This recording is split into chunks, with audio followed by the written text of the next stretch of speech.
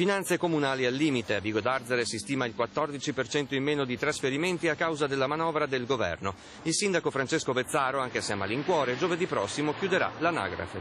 Anche i cittadini si aspettano che il loro sindaco non stia fermo ad aspettare tacitamente tutto quello che viene costretto a fare dall'entità della manovra.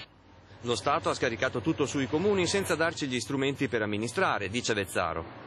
L'entità dell'ultima manovra ci fa capire come il desiderio, di recuperare risorse non vada nella direzione di prendere laddove sono più abbondanti, ma laddove è più facile prenderle. Questo è il segno, della manovra che secondo me è stata fatta fino ad oggi.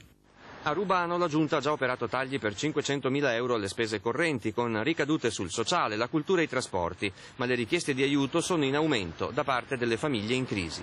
C'è un rischio molto forte, che è quello di spaccare la nostra comunità tra chi non ce la farà più ad arrivare a fine mese e chi comunque avrà risorse sufficienti per vivere.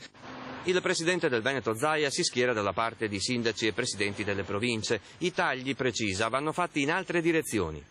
Io penso che la vera partita, se si vuole veramente puntare ai risparmi, sia quello di guardare gli uffici dello Stato presenti a livello provinciale. Un esempio per tutti: le prefetture.